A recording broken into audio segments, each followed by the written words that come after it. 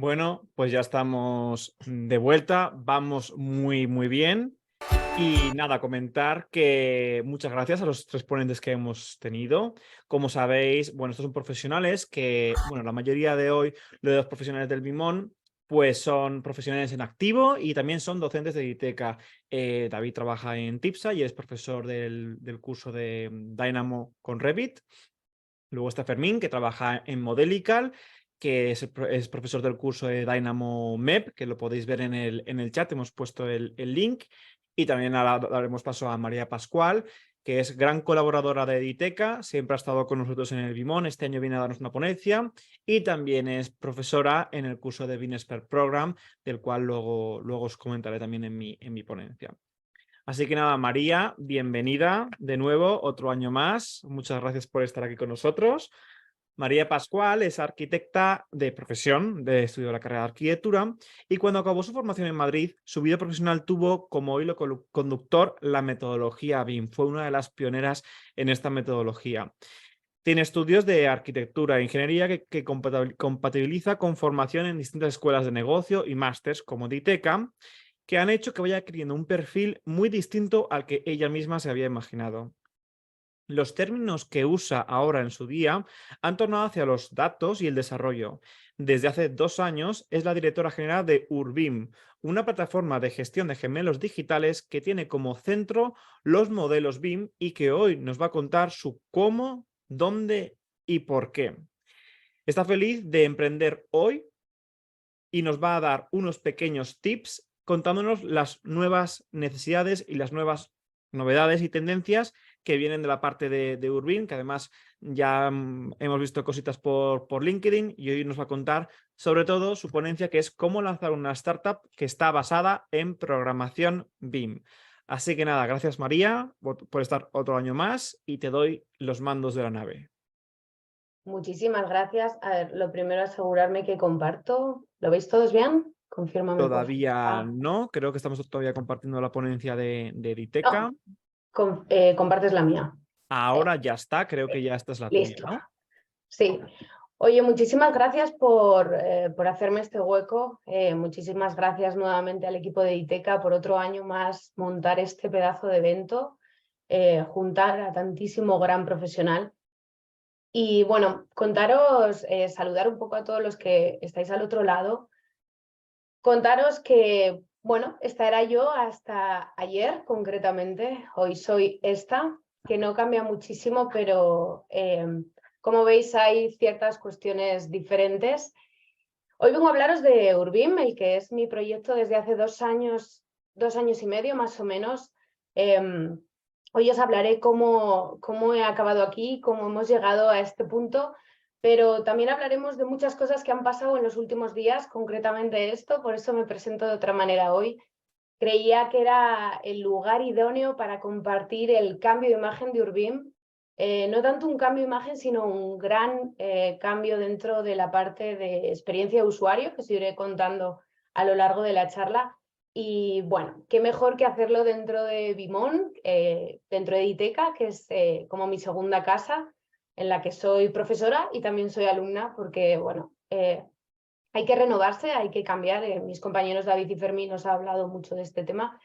Y bueno, pues de eso va un poco mi ponencia, enseñaros cómo esta evolución del mundo del BIM me ha llevado a emprender con otras personas y montar lo que es hoy Urbim, ¿no? ¿Cómo hemos llegado hasta aquí? Algunos ya me conocéis de dónde vengo, pero bueno, debo contaros que el proyecto de Urbim arrancó en el año 2019, 2020 más o menos, a partir de un proyecto muy importante que se hizo dentro de C95. C95, como ya conocéis, que os he contado muchísimas veces, hace proyectos BIM con llave en mano, con muchísimo nivel de detalle, y en un momento dado entra el proyecto de digitalización de Ayacucho. Eso es un punto y aparte dentro de C95 porque se plantea un problema al que vamos a dar respuesta con Urbim, y es ¿qué hago con toda esa parte de gestión de datos, con toda esa información, con esos modelos tan complejos que hablaba antes también Fermín, cuando simplemente el proyecto se acaba, ¿no? Como técnicos pasamos a tener otro tipo de rol que es muchas veces usuarios, y no existen los medios o las infraestructuras para seguir consumiendo esa información. Eso nos pasó en Ayacucho. Ayacucho hasta hace relativamente poco, os estoy hablando de medio año no más, estaba en manos de C95, en el servidor de C95. ¿Por qué? Porque esa cantidad de información lo que requería era de un software específico, de muchísimo hardware para soportar al almacenaje, el mover esos archivos tan grandes. Y por otra parte, un conocimiento técnico que ahora nosotros tenemos, pero que muchos de los usuarios que necesitan día a día consumir esos datos no tienen, ¿no? Entonces, para nosotros fue un paradigma, un cambio de las formas de hacer las cosas, y empezamos a darle vueltas a Urbim. Urbim nace, como veis en la parte de arriba, con otro logo y con otra imagen en septiembre del año 21, y es entonces cuando hacemos el lanzamiento, en octubre del 22, un año después. En ese momento salimos con una serie de funcionalidades y es a partir de ahí donde hemos estado trabajando todo este tiempo. Como comentaba antes Rafa, de forma más o menos pública, hay cosas que hoy os enseñaré que no conocéis, y hasta llegar aquí, ¿no? Hasta llegar al punto en el que estamos. Lo primero que tengo que hacer es explicaros qué es Urbim, para que tengamos un contexto de partida. Urbim es una plataforma SaaS, es una plataforma en entorno web, no es un ejecutable que, como de una receta se tratará, lo que hace es apoyarse en esos modelos BIM que muchos de vosotros trabajáis y los utiliza como base. ¿Por qué utilizamos los modelos BIM como base, como fuente principal de información? Porque tienen dos partes que a nosotros nos importan mucho. Por una parte, el componente tridimensional, y por otra parte, el componente de geoposicionamiento, ¿vale? A día de hoy hay dos vías de carga de esos archivos dentro de Urbim, y es o bien que alguien te lo haya pasado en una carpeta, tienes el archivo, coges, lo subes y ya está. Y por otra parte, desde la conexión con BIM 360, ¿vale? Tenemos el entorno de BIM 360 o Autodesk Construction Cloud, lo conectamos y empezamos a funcionar con esos archivos. ¿Qué más se junta con Urbim? En Urbim lo que hacemos es, sobre esos archivos, empezar a poner capas de información, como si de una coctelera, entre comillas, se tratara. Empezaremos a juntar información para luego que veáis lo que va a ocurrir. Esa información que viene de dos partes bastante importantes. Por una parte, las bases de datos públicas. Ahora mismo los gobiernos están haciendo grandes esfuerzos por poner las bases de datos de compartición y accesibles para todos nosotros. Tenemos datos tanto nacionales, de provincia, de ciudad, diferentes escalas a nivel internacional, tenemos muchísimos datos. Y otros tipos de datos son esas compañías que empiezan a generar datos referentes a unas fuentes, ¿no?, concretas, como pueden ser, os pongo, cámaras de tráfico o temas de meteo o temas de los datos telco, que los datos al final todos estos datos que constantemente estamos generando en nuestros móviles tienen unas coordenadas comunes que nos van a permitir crecer. Estos datos se integran en los modelos y, como decía antes David, lo que hacemos es buscar la posición o el objeto concreto al que tengo que asociarle toda esa información para que empiece a crecer nuestro modelo. La tercera fuente de información son todas las bases de datos que existen dentro de softwares concretos, porque al final Urbim lo que es un integrador de softwares, ¿no? Venimos del mundo de la obra, Rafa me ha presentado como arquitecta, sigo siendo arquitecta, y un problema que yo tenía grave en obra y que seguiréis teniendo mucho de vosotros es la fuente única de información. Cuando tenemos planos duplicados o tenemos presupuestos que no están donde deberían de estar, o los mails, empezamos a tener ese conflicto de información disgregada. Urbim lo que hacemos es captar la información, ¿no? Empezando por capas tan importantes como es el GIS, a otros que encontraréis más amigables para muchos de vosotros, que son, por ejemplo, nuestras redes sociales, o Booking, o TripAdvisor, o la reserva de aviones. ¿Por qué no? ¿No? Tenemos un modelo BIM que, en el caso de Cucho, he dicho muchas veces, que no deja de ser una matrioshka de modelos BIM. Si esto lo pensamos a nivel territorial, empezamos a tener esa conexión internacional, ¿no?, a nivel globo del mundo, que luego veréis, de todas esas fuentes de datos. Lo que pasa es que tenemos los modelos tridimensionales como un gran aporte de información extra. ¿Qué veis ahí? Vais a ir viendo a lo largo de mi ponencia, porque luego os enseñaré la plataforma. Veis una conexión que para nosotros es importantísima en las próximas semanas, que es la conexión con Figware. Hay otras conexiones también importantes que se están desarrollando, que están ahora mismo en la cazuela, que nos van a permitir, como si de una tela de araña se tratara, conectar con ellos y a partir de ahí ofrecer una solución mucho más amplia. Antes os decía que hay grandes iniciativas para ordenar y centralizar y poner de forma pública los datos. Esto es genial porque la forma en la que entran a Urbim es ya ordenadas, con lo cual para nosotros el trabajo es mucho más sencillo. Existen una clara tendencia por ordenar datos y una clara tendencia por tener APIs o SDKs de conexión, ¿no? Estáis viendo ahí VTLab. También lo conoceréis, una solución de temas de realidad aumentada y realidad virtual que permite añadir, por ejemplo, una capa de esa tecnología dentro de Urbim, ¿no? O que, como por ejemplo Enscape o Lumion o ciertos ejecutables, las nubes de puntos, son consumibles dentro de un mismo entorno, con lo cual solo tenemos una única fuente de datos. ¿Por qué tengo esta tendencia a recopilar datos tan variopintos? Porque siendo arquitecta, siempre hablamos de que el BIM viene a cubrir las necesidades que tenemos durante el ciclo de vida del activo. Pero siempre se nos olvida la coletilla desde el punto de vista técnico. Porque la realidad es que los softwares que existen no son muy user-friendly para los no técnicos, ¿no? No me imagino a mi madre metiéndose en un modelo, por muy tecnológicamente hablando avanzada que sea, para orbitarlo o para saber desgranar la información. O ¿por qué no ponemos en el ecosistema de un ciudadano o de un turista, igual que hemos puesto temas de streaming o soluciones de compartición de datos en tiempo real, ¿no? A través de redes sociales? ¿Por qué no hago que todos esos datos sean desgranados y sean compartidos por los usuarios no técnicos? Les hago partícipe de eso. ¿Qué es lo que hacemos con todos esos datos? Los ponemos en un mismo entorno. Nosotros lo que hacemos es generar un único interface en el que todos los usuarios pueden gestionar todos sus proyectos, como si de esa matriosca se tratara, ¿no?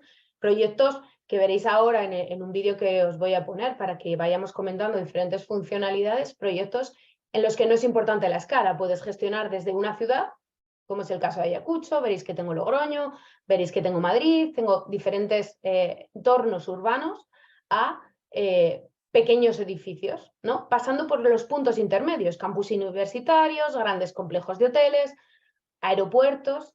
Al final lo que hago es esos modelos que muchos de vosotros desarrolláis, ponerlos dentro del mismo ecosistema. ¿Por qué tiene sentido ponerlos en el mismo ecosistema? Y luego, en un poco de tiempo, vamos a hablar de los pilares. Lo que hago es gestionar dentro de un único modelo un montón de usabilidades. Para eso es para lo que nosotros trabajamos, para generar verticales de uso en los que consumir esos modelos de una forma sencilla. O bien conectar con plataformas ya existentes, ¿no? Grandes softwares de mantenimiento, grandes softwares de inventariado, grandes softwares de gestión de incidencias, de turismo, para absorber esos datos y empezar a desgranarlos de una manera más sencilla para el usuario no técnico. ¿Cuál es el último punto más importante de esta receta? Los propios datos que se generan en Urbim. Porque yo cojo todos estos datos, los centralizamos y empezamos a generar verticales de uso. Y esos verticales de uso son los que me van a ir dando otros datos resultantes que nosotros vamos a ir almacenando junto con el histórico de los datos que voy captando y a partir de los cuales vamos a ir generando la inteligencia artificial. Porque la inteligencia artificial es mucho más que ChatGPT. Que de hecho el otro día os contaré como anécdota que estábamos viendo la integración de ChatGPT dentro de Urbim y, bueno, no sé, me puse a hablar con ChatGPT y le dije, bueno, ¿y para qué me serías útil dentro de Urbim? ¿Sabe lo que es Urbim? Sin que yo se lo haya contado. Y me dijo, bueno, pues puedo ser desde tu manual de ayuda, es decir, que él empiece a saber para el cual lo puedo entrenar, empiece a ser vuestro manual de ayuda cada vez que vosotros tengáis una duda de dónde encuentro, o cómo enlazo, o cómo conecto, o cómo cargo el proyecto, por ejemplo, a empezar a generar predicciones acerca de lo que está consumiendo en el modelo, ¿no? Entonces, ¿en qué se basa esa inteligencia artificial? Se basa en la recolección de los datos y a partir de ahí generar patrones de conducta sobre los cuales me va a ir dando feedback y me va a ir avisando. Porque todo esto lo hablaba Fermín, al final lo que tengo es una ingente cantidad de información que tengo que ayudar al usuario a entender, ¿no? Esos modelos tridimensionales son un grandísimo apoyo, pero tengo que desgranar esas bases de datos para no permitirme la expresión, no escupirlos de la misma forma que actualmente los vemos, porque si no, vuelvo a estar en esa misma rueda, ¿no? de compartición de datos segmentada. Urbim se estructura en estos grandes 5 pilares. El primero y más importante es la integración. Hablábamos de que Urbim no va a ser nunca una plataforma sustitutiva de ninguna solución, sino que lo que viene es a integrar todo ese ecosistema de plataformas que generan o que os ayudan en vuestro día a día, las vamos a juntar con otro tipo de datos. Por otra parte, los modelos BIM, que van a servir como fuentes, y esas otras fuentes de información que hablábamos. Importante, basado en la nube. No puedo trabajar o pedirle al usuario que tenga un superordenador para consumir un modelo de ciudad. Vais a ver que Ayacucho se mueve de una forma muy ágil y al final de la charla os daré una pequeña sorpresilla, pero voy a poder mover modelos muy grandes de forma muy ágil en un entorno web.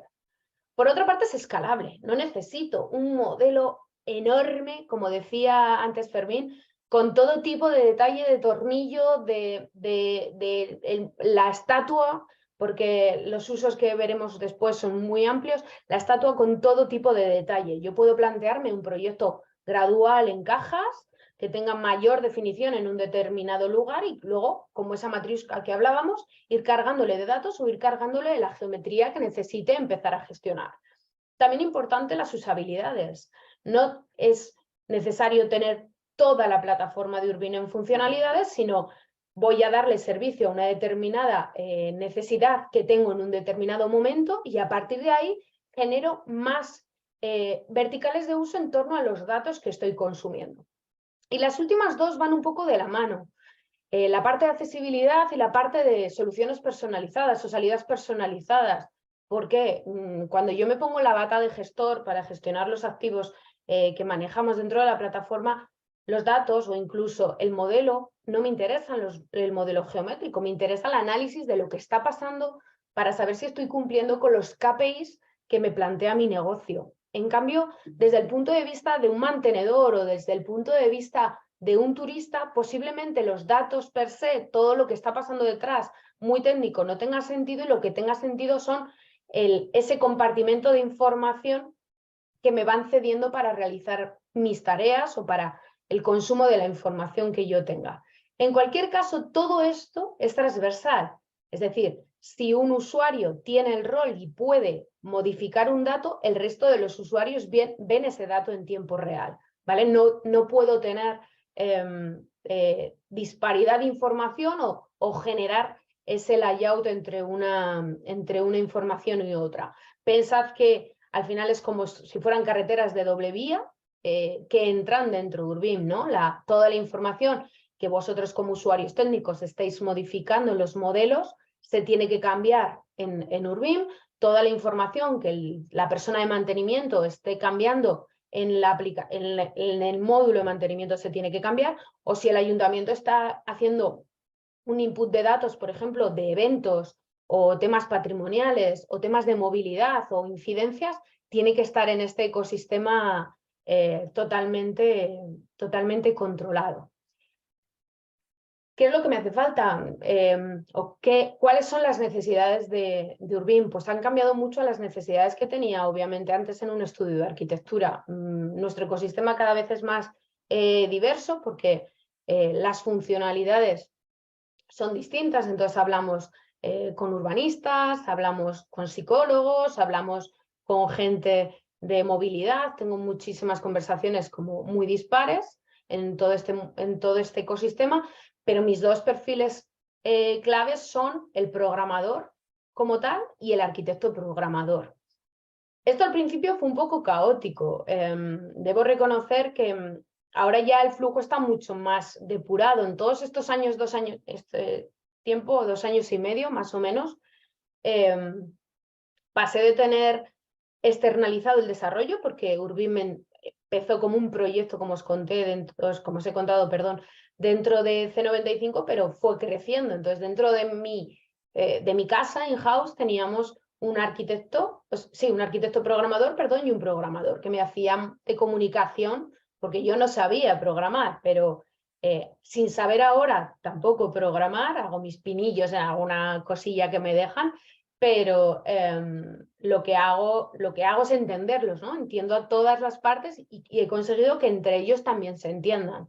Al final, los programadores, como decía antes, creo que era David el que lo nombraba, los programadores tienen un conocimiento de un entorno de desarrollo muy amplio, ¿no? Para la parte de back y la parte de front o la parte de gestión de bases de datos, pero les falta ese conocimiento que aportan los arquitectos programadores, ¿no? La parte de los modelos, cómo viene estructurada la información, a qué accedemos, a qué no accedemos.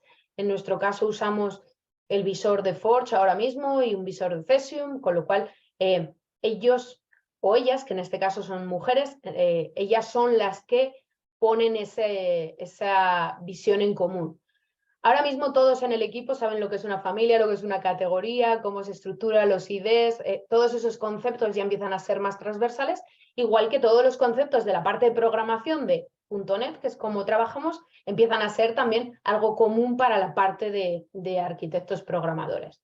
¿Cuál es la realidad que hay en el mercado? La realidad es que hay muchísima demanda, mucha más de la que os podáis imaginar. Creo que también os he puesto los perfiles, todos los perfiles de IT que hay detectados en el mercado, os he marcado los 2 míos. También os digo que, bueno, como podéis ver, no sé los rangos de salario en los que estáis cada uno, pero son perfiles que son bastante caros porque son, como os digo, muy demandados. Y encontré esa demanda que va a aumentar en un 22% en el 2029, hasta el 2029. Esto, si lo pensamos un poco, tiene mucho sentido, ¿no? Ahora mismo estamos hablando de programadores o desarrolladores o parte de IT en torno a BIM, pero tiene mucha más transversalidad esta gestión de información relacionada con temas de metaverso, inteligencia artificial, realidad aumentada. Al final todo esto tiene muchísima capilaridad y ahora yo soy la primera que he estado en esta situación. Hacemos unos modelos BIM para consumo en una determinada fase del proyecto, pero no tenemos como una amplitud de miras. En esta posición que estoy yo y en la que me muevo, ¿no? A escala de ciudad, a escala de otros países, a nivel internacional, la situación es que somos muy pequeños con respecto a la fase de explotación, que es la más grande y que no solo es mantenimiento, que va mucho más allá.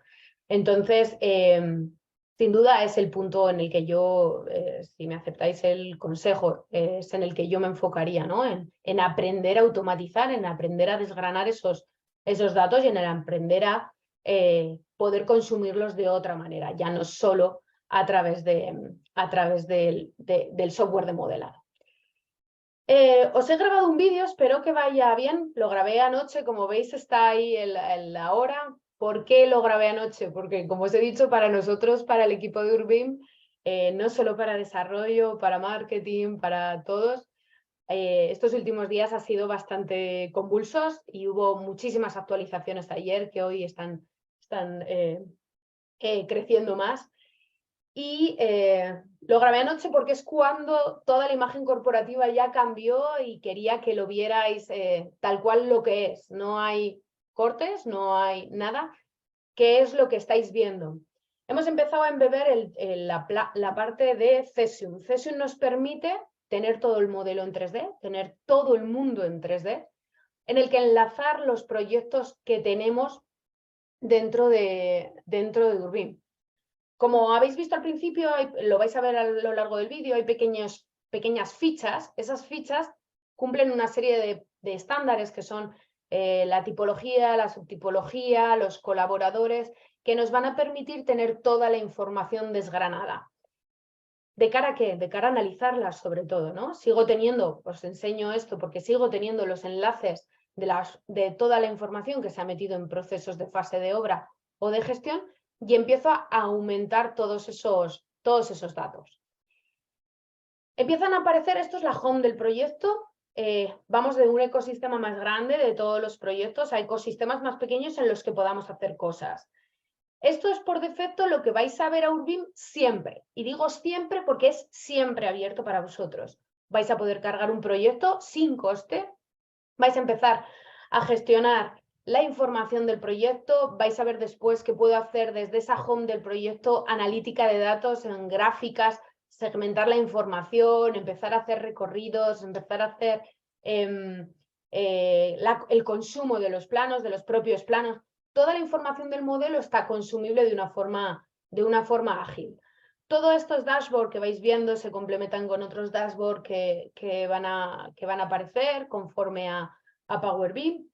Generamos, en este caso, la conexión con Enscape, que no sé si lo conocéis, es una solución de visualización que lo que hace es, en base a los modelos, generas texturización, puedes poner objetos, en este caso están bastante básicos, pero es una forma de consumo más de esa información. Me permite gamificar mis proyectos y ofrecer a los usuarios otra forma de entender, ¿no? Basando en esos modelos, como decía. Si hay modificaciones en el modelo, hay modificaciones en esta visualización y hay modificaciones en todo lo que conlleva el proyecto. Perdonadme porque soy un poco zote con el tema del videojuego, pero ahí lo tenéis. Por otra parte, la conexión con Catastro. Catastro, datos centrados concentrados de fichas de ocupación, de superficies, de uso, de propiedad. Antes hablaba de ello David. Al final me va a permitir analizar toda esa información en un mismo entorno. Estas son las gráficas de las que os decía. Tengo todos los parámetros que tiene el perfil técnico dentro del modelo y yo lo que hago es filtrarlos. Tocando cada uno de esos parámetros me da los valores en esas gráficas que están tanto en la parte de, o sea, están como gráficas de barras y como gráficas de círculos y me permite aislar y consultar de una forma mucho más ágil. Este ecosistema que veis aquí, la home del proyecto, es la que más va a ir cambiando. Luego vais a ir viendo en un par de slides o 3 slides, vais a ir viendo cómo cambia ese ecosistema porque va a ser el que aquí centralice toda la información de lo que pasa en el proyecto, ¿no? Sean como nuestro cuadro de mandos a un mundo más completo. Empezamos con las funcionalidades. Actualmente hay 2 desarrolladas completamente que, como digo, no sustituyen a las que existen en el mercado. Simplemente ponen al alcance del usuario verticales de uso. Están mantenimiento e inventariado. Mantenimiento. No podemos esperar a que el usuario técnico, modele para gestionar, con lo cual damos la opción de generar piezas, que es lo que habéis visto que genero. Son elementos, bases de datos, líneas de bases de datos al final, que van asociados a un objeto padre. Esas piezas son susceptibles de actuar contra ellas. Entonces, de una forma muy sencilla, lo que hago es pico el elemento, genero la pieza en caso de que no quiera actuar sobre la pieza completa, sobre el elemento completo. Pongamos que en vez de una lámpara quiero actuar sobre la bombilla de la lámpara. Lo que hago es genero una pieza de la bombilla y ya puedo tocar otra vez la lámpara y decir una incidencia en la bombilla. Y a partir de ahí recorro el ciclo de esa incidencia. ¿Con qué facilidad? Con la facilidad de que cuando yo le genero una incidencia a un usuario concreto, el usuario solo tiene que picar la incidencia y directamente le dirá, como veis, dónde está en el modelo. El otro día me hablaban de un edificio que tiene 7 plantas, no diré cuál es para no contar las vergüenzas de nadie, y me decían que una incidencia que eran capaces de resolver en 10 minutos de reloj,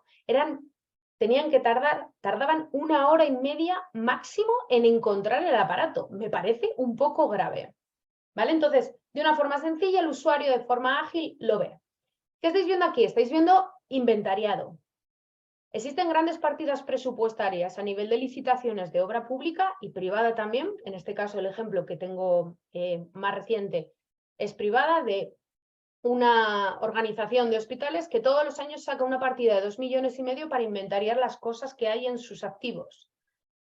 Vamos haciéndolo de forma automática. Es tan sencillo como tener ese modelo que, como os digo, se va alimentando de otras fuentes. Toco el elemento y le digo inventariar o no inventariar, o no existe o se ha movido. En un periodo corto de tiempo podré mover los elementos dentro del propio visor. ¿Qué estamos viendo ahí también? La posibilidad de gestionar el almacén. El almacén de lo que hay para que la persona que está gestionando, por ejemplo, las incidencias, sepa que tiene en almacén X bombillas con las que cuenta para reparar ese activo. La parte de estocaje, como decía, todo es portable a Excel para que vuestro usuario pueda trabajar si lo necesita o pueda enviarlo a un tercero. La siguiente diapositiva os voy a ir contando qué es lo que me va a ir pasando. Esto es, la plataforma es un entorno de prueba, como veis no está integrado, tiene diferente interface. Estamos enganchando, que forma parte Figware de este ecosistema, sensores. Al final es poner esas capas de información de sensórica dentro de un mismo entorno. En este caso son las oficinas de C95, tienen una serie de sensores de temperatura, de presencia, de ocupación y de humedad, que nos permiten identificar qué es lo que está pasando en el edificio. A priori no solo penséis en el hecho de chequear que está yendo todo bien, sino, oye, si tengo una incidencia de forma constante dentro de una bombilla, ¿qué es lo que ocurre en el entorno alrededor de la bombilla, ¿no? Y hablábamos de la inteligencia artificial. Entonces, prever qué es lo que me va a pasar, ¿no? Cuando se den ciertos desencadenantes, que reciba un aviso. Os he hecho un slide, lo vais a tener grabado, un slide de las posibles ventajas de cada uno de los principales agentes que intervienen en este ecosistema. Voy a hablar de los dos extremos. Desde la parte vista técnica, al final yo lo veo como un punto de fidelización. Es un entorno de colaboración y es un entorno de fidelización. ¿Por qué de fidelización? Porque me da la garantía de que si el activo sigue siendo gestionado, yo cada vez que haya modificaciones, yo como técnica voy a tener siempre la autoría o la verificación de esa información para poder tener trazabilidad, ¿no? Un poco lo de la parte de la réplica totalmente no me va a salir la palabra, perdón. La réplica completa de todo el edificio construido. Por la parte del usuario final, obviamente la agilidad y la facilidad de uso, la centralización de toda la información, el ser un entorno de comunidad en el que es una fuente de información entre técnicos, gestores y el usuario final, ¿no? Y ya por último, os voy a contar qué es lo que va a pasar en la plataforma, ese entorno, esta home, esa es la home que va a ir pasando, ¿no? La recolección de información. ¿Por qué no? Un entorno de comunidad. ¿Por qué no vamos a tener centralizados en un gemelo digital toda la parte de aquellas redes que conectamos, o un chat que conectamos y que son mi zona de confort, ¿no? Instagram, Twitter, TripAdvisor, cualquier fuente de información es susceptible de ser consumida dentro de un gemelo digital.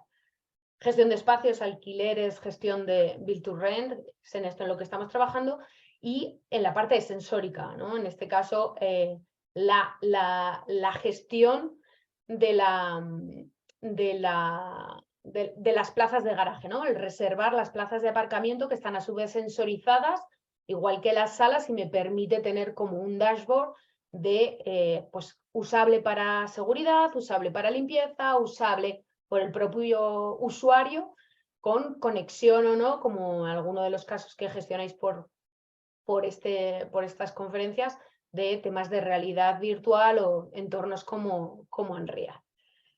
Bueno, y voy acabando, pero quiero compartiros esto. Quiero haceros partícipe de lo que me está pasando, de lo que nos está pasando en Urbim. Y ahora hace una hora, algo así más o menos, hemos puesto en marcha un concurso del que vosotros vais a tener una doble vertiente que no va a ser oficial en redes sociales. Por una parte, es fácil, vamos a sortear 10 licencias para 3 meses para todos para los usuarios que hagáis este proceso. Sencillo, entráis en LinkedIn, nos dais a seguir, compartís una publicación que tiene esta imagen, que es la última, y os registráis. ¿Por qué necesito que os registréis? Porque si ganáis necesito adjudicaros las licencias. El sorteo se acaba el viernes a la 1 del mediodía, para dar lugar a que aquellas personas que ven Vimón en diferido tengan tiempo de poder participar, ¿vale? Hay otra cosa, y ya sí con esto cierro, que quiero compartiros que no voy a contar en redes sociales, y es, si me mandáis un mail a support@urbim.io y estáis registrados, me da igual un hashtag, el hashtag UrbimVimon2023, me da igual que me pongáis quiero participar en el ecosistema, en el club de Urbim, de Vimón, yo os invitaré a 2 proyectos. Por una parte, un edificio de oficinas, el que habéis visto en los ejemplos, para que lo toquiteéis, y por otra parte, un estadio de fútbol. Este estadio de fútbol me lo cedió el BIM Manager de Chile, al que sigo mucho en redes sociales, me dio el edificio, con lo cual, bueno, lo tendréis de forma pública para que vosotros podáis trastear. Entonces, recordaros, el concurso, os metéis en LinkedIn de Urbim, le dais a seguir, compartís y os registráis, ¿vale?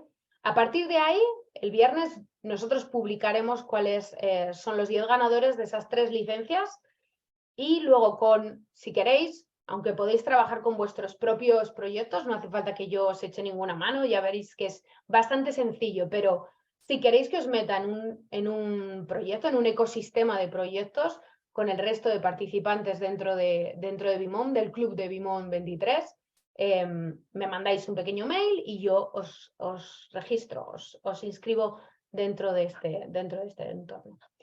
Bueno, despedirme, muchísimas gracias otro año más por compartir este tiempo con vosotros. Espero que os haya sido de interés y que, bueno, que penséis que hay mucho más allá de lo que estáis haciendo, ¿no? Pues muchísimas gracias, María. Yo, mira, me alegro que nos quede mucho tiempo para preguntas porque tengo mogollón y me ha parecido impresionante, y además el resto de compañeros, pues asistentes, están preguntando. Pero la primera pregunta que te voy a hacer, bueno, sobre todo me gustaría comentarte que me ha parecido muy interesante. Has dado un dato que me ha gustado mucho, que para 2029 pues sube la demanda de estos perfiles al 22%, y has puesto todo el tema de los salarios y demás. Evidentemente estos perfiles pues cada vez van a ser más demandados, y esto es ley de oferta-demanda.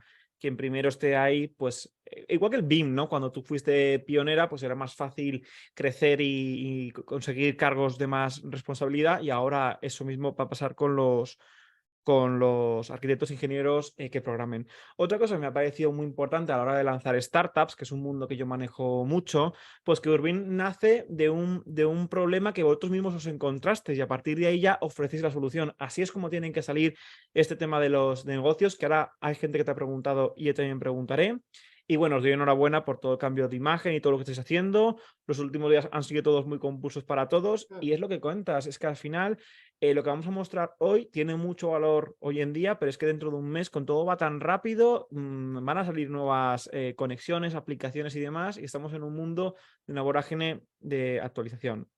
Si hubieras sabido yo hace 5 años, si hubieras tenido Urbim esto hace 5 años, vamos, tendría un proyecto impresionante para hacerlo, un co-living que nos pedían esos, ¿no? Tener una incidencia en una bombilla y que el Property Manager directamente ya supiera pues localizarla, que el inquilino lo pusiera, dónde cambiarla, directamente automatizada la compra o algo así, estaría muy bien.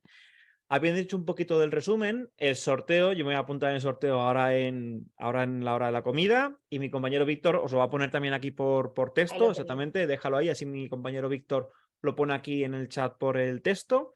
Y vamos con la primera pregunta y luego sigo con el resto que han hecho de los perfiles. Mira, la primera persona que, bueno, tiene que apostar por vuestro proyecto, ¿no? Que sería un inversor o, bueno, vuestro equipo o la financiación propia. Me gustaría saber si les cuesta mucho entender vuestro producto, que es muy novedoso. A ver, bueno, lo primero te quiero hacer una reflexión con respecto a lo otro que me estabas diciendo. Yo actualmente tengo perfiles de personas trabajando, de personas que están haciendo vuestro máster de programación, con lo cual estoy Correcto. encantadísima. Eso punto uno. Con respecto a lo de mis clientes, mis inversores, como tú has dicho, las cosas cambian muy rápido. Urbim nace en una situación internacional bastante específica y es, se están haciendo muchísimos proyectos en BIM, muchos proyectos en BIM, tanto a nivel nacional como a nivel internacional, con lo cual Urbim no modela. Yo en realidad lo que hago es juntarlo y hacerlo consumible, ¿no? Entonces, eso va un poco en paralelo, es la carretera que llevo paralela y que voy, ahora a día de hoy sí que es verdad que también tengo esa parte de evangelización con respecto al consumo de BIM. Es difícil de entender, en general, de forma general entienden el valor, pero es difícil de entender que es un gemelo digital. Nosotros pertenecemos a la red de destinos de turismo inteligente que gestiona Segitur desde el Ministerio de Turismo, de Economía, de Industria, creo que es de España. Y tuvimos hace relativamente poco con ellos una reunión y es complicado. Tienen como mucha oferta de cosas que son gemelo digital o que son metaverso y es difícil hacerlo entender. Quizás por eso Urbim va a dar un paso más allá, el hecho de haber centralizado Cesium, que me da la posibilidad de tener un gemelo, o sea, un gemelo del mundo, ¿no? Que es esa bola que veíais, si hacéis zoom, está todo el mundo en 3D. Es un primer acercamiento a esos modelos BIM que hablábamos, ¿no? Que llevan como componente principal, que llevan información cargada, ¿no? Entonces, ¿qué me va a permitir eso? Me va a permitir generar ese entorno de comunidad que os hablaba. Y al final, como las grandes empresas o como las empresas pequeñas, cuando en C95, por ejemplo, instauramos BIM y muchos de los que me estáis oyendo os sentiréis identificado con esto, yo entré para instaurar BIM, pero tenía dos cosas a mi favor y era que las personas que estaban trabajando tenían ganas, pero las personas que lideraban el proyecto también. Entonces, así es como funcionan las cosas, ¿no? Si viene un ayuntamiento y impone, entre comillas, el uso de su gemelo digital, pero no lo hace accesible para el ciudadano o para el último consumidor, no va a funcionar. Pero tampoco va a funcionar si el ciudadano es el que lidera todo esto, ¿no? Entonces, ¿qué va a hacer Urbim? Meter en ese ecosistema a los dos componentes, darles la posibilidad de que consuman lo que necesiten. Entonces, que tenga valor para todos, porque al final es lo que voy a conseguir que funcione. Ahora están saliendo muchísimas herramientas que son tremendamente potentes, que a mí me encanta, porque tienen la puerta trasera abierta, que digo yo, y entonces son conectables, ¿no? La gente instaura sensores, o instaura wifi, o tótems, o muchísimas tecnologías, el metaverso, ¿no? Esto del metaverso, dices, pues si al final vivimos en un mundo físico, Urbim es un mundo digital, la réplica digital, y el metaverso no deja de ser otra capa de información que es un mundo digital que no tiene por qué cumplir estéticamente no tiene que tener esa realidad, ese componente de realidad, ¿no? Pero, ¿qué es lo que va a ser tremendamente potente? El generar verticales de uso entre esos tres mundos, ¿no? Entonces, bueno, a la pregunta que me enrollo un poco, Rafa, perdóname, es difícil, pero yo creo que se da en un ecosistema en el que todas esas piezas están confluyendo, con lo cual no es algo que me preocupe, si no, no estaría aquí. No, es vital. Además, muchas veces el éxito de una startup, sobre todo, es estar en el tiempo adecuado, en el sitio adecuado y, bueno, con el equipo adecuado, está clarísimo. Pues mira, Elena Mansilla te da la enhorabuena por la charla. Llevas años lanzando un mensaje claro y persiguiendo un objetivo y se ven resultados. Entonces, le gustaría saber a Elena, ¿cuál es el modelo de negocio de Urbim? ¿Vendéis producto o vendéis servicios? Bueno, el modelo de negocio de Urbim es fácil. Por una parte, o sea, como funcionamos es a través de verticales de uso, ¿no? Cierto es que tenemos una parte, el otro día que analizábamos en el equipo cómo está cambiando, ha cambiado la página web, ha cambiado un poco todo, ¿no? Generábamos aquellas cosas que no cuestan, porque en realidad técnicamente, si lo pienso, Urbim es gratis. ¿Qué ocurre? Que hay verticales de uso más técnicas, que son módulos empaquetados de funcionalidades, que es como si fuera no sé cómo decirte, como un extra que le pones tú al coche, ¿no? Que empiezan a tener revenue para Urbim. ¿Cuál es otra componente que es importante? Cuando montemos ese ecosistema ¿cómo se llama? Perdón, de comunidad, incluso ahora, esa conexión de datos, habrá personas que tengan interés en que sus datos figuren en Urbim. Hablamos de un Booking, un Idealista, una promotora inmobiliaria que me diga, oye María, yo quiero estar, y no solo quiero estar, sino quiero tener para mis usuarios, quiero tener una plataforma de consumo, ¿no? De esas promociones o de venta de esas promociones, un poco alineado con lo que hablaba antes David de la personalización y demás.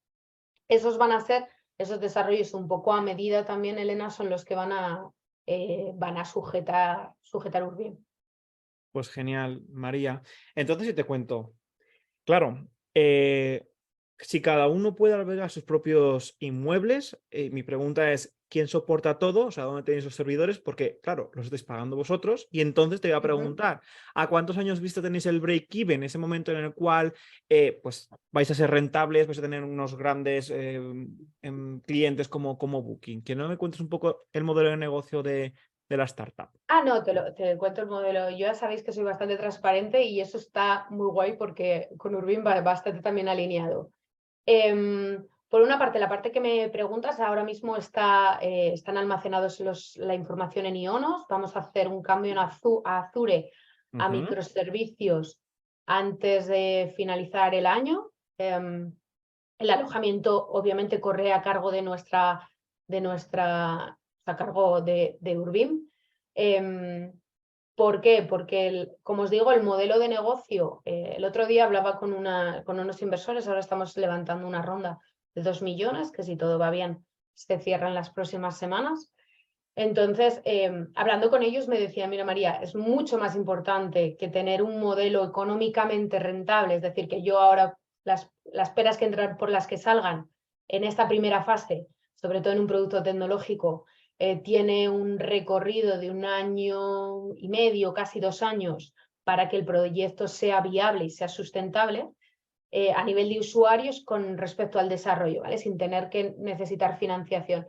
Es más importante el hecho en sí de que tengas gente que esté metido en el ecosistema, ¿no? Entonces, estamos desarrollando diferentes proof of concept con diferentes empresas, pues desde hacemos con una cadena de residencias de estudiantes, estamos con Metro de Madrid haciendo otro proyecto de piloto, hay otra ingeniería que tiene acceso dentro de Urbim. Entonces, diferentes clientes que nos están validando, todos esos grandes compañías que nos están validando todas esas soluciones. Entonces, técnicamente a nivel de números, el Urbim será rentable dentro de, para mí, para Urbim, será rentable a principios del año que viene. Pues está cerca la fecha, la verdad. Sí, está bastante cerca. Todo va muy rápido, Rafa. Es que va todo muy rápido, sí. Y bueno, te preguntaría si tenéis algún competidor, pero voy a obviar eso que se me acaba de ocurrir. No, yo te lo digo. Porque vamos a ir a Glover. Vamos a ir a Glover, como nos quedan unos minutos. Voy a ir a Grover Pedro Mendoza, que nos pregunta bastantes cosas y así damos más paso a los asistentes. Mira, no sé si tienes una buena cabeza o un papel, porque son varias preguntas. Grover Pedro pregunta: ¿quién y cómo validan el modelo centralizado? ¿Existen parámetros IFC para los usos y objetivos que tiene Urbim? ¿Se presta estas tecnologías para que en un futuro no muy lejano se monopolice la información? Muy interesante. Y luego pone una observación. Para los desarrolladores de Urbim, si están enfocados en el usuario y no en el técnico, cambia la navegación del modelo de modo isométrico al modo perspectiva, se nota bastante su anclaje a Revit. Esto último lo he entendido menos, pero te hago las preguntas y comentas, o si no te las repito. No, las tengo apuntadas. Venga. Con respecto a la gestión de la información, tenemos roles dentro de los proyectos. Es importante para nosotros 2 cosas. Por una parte, la compartición del proyecto, es decir, no puede ser que vosotros veáis proyectos de otros clientes. Esa compartición tiene que tener garantías. De hecho, estamos con la ENS y con la ISO 27001, que son certificados de temas de información. Entonces, los roles es importante. No todo el mundo puede ver todo y no todo el mundo puede hacer todo, ¿vale? Entonces, el usuario de a pie, turista, no puede, por ejemplo, ¿qué te voy a decir? Inventariar un elemento y sacarlo de la lista del inventario, ¿no? No está dentro de su core. Entonces, funcionamos de esa manera. El IFC en el roadmap inicial que habéis visto y ha salido por ahí en algún slide, como estrategia de empresa, decidimos posponerlo hasta finales de este año, hasta ver cómo casábamos todo el funcionamiento, generábamos como esa transversalidad de la plataforma. Vosotros todo lo que veáis por detrás tiene una parte back que es brutal para que sea ágil y para que vaya rápido, pero no se me va a olvidar, no se me olvida. El tema de monopolizar, la información. No busco monopolizar la información. Al final, cada software y cada usuario o cada base de datos es propietaria de su información. Lo único que yo hago es centralizarla y generar verticales de uso. Si, por ejemplo, mi cliente tiene Salesforce o tiene otro RP, el que sea, o tiene un BMS que gestiona él y quiere modificar dentro de su gemelo digital datos que afecten al BMS o al ERP, él tiene esas puertas de entrada y salida a esos softwares que me permiten a mí modificar. Si no, volvería a tener esos problemas de viabilidad de la información o el último foco. Y con respecto a lo que me dices de qué pasa dependiendo del usuario, qué es lo que consume, definitivamente sí. Vamos incorporando, por ejemplo, Cesium ha sido una gran mejora para el usuario que no tiene perfil técnico, porque es mucho más fácil encontrar los proyectos, es muchísimo más fácil navegar, porque hay soluciones como puede ser Google que nos permiten trabajar en esos entornos y nos agilizan. Entonces, para nosotros siempre va a ser el usuario el centro de consumo de información y cada vez va a haber más herramientas. De ahí el tema de las analíticas, el generar puntos de vista por defecto que sea más sencillo para acceder o que en una incidencia directamente te haga un foco dentro del elemento para que no tengas que volverte loco, identificar IDs o cosas de estas que hacemos ahora de el elemento que está al lado del pilar de la derecha de la puerta entrando por estas cosillas, pues puedas consumir esta información en 2D o en 3D, ¿no? Porque no nos olvidemos que sigo teniendo ese componente 2D, ¿vale? Yo creo que he respondido a las 4, Rafa. Venga, pues mira, nos quedan 2 minutos. Entonces te voy a hacer las últimas 2 preguntas que si puedes sintetizar, habríamos cubierto, bueno, la mayoría de preguntas. María, ¿cuál es el mayor problema al lanzar como startup Urbim? Y la otra es si te cuesta encontrar perfiles para tu startup. Bueno, pues mira, yo creo que convergen los dos. Creo que por una parte el mayor problema que tengo es encontrar perfiles. Sobre todo creo que valoro mucho perfiles técnicos, o sea, que sean ese mix de perfiles porque es bastante versátil. De hecho, la parte de, así como los programadores puros, para que me entendáis, no se están pasando a la parte de programación con Forge en este caso, los programadores de Forge sí que se están pasando a .NET, con lo cual tengo muy valorados esos perfiles. Y por otra parte es la comprensión, pero bueno, yo creo que la comprensión del producto, yo creo que vosotros también tenéis ese problema a la escala de BIM. Entonces, bueno, pues forma parte un poco de este proceso de evangelización y de ir muchas veces por delante de la demanda que hay en el mercado, ¿no? Y estar ahí y pelear por lo que quieres. Al final, Elena creo que decía que llevo mucho tiempo dando un mensaje claro con respecto a todo esto y yo creo que pues forma un poco parte de ese juego. Pues nada, muchas gracias, María. Ha sido muy enriquecedor todo lo que nos has contado. Muchísimas gracias a vosotros. Un placer. Y nada, vemos unos vídeos y seguimos de nuevo. Hasta Gracias, ahora. nos vemos. Hasta luego.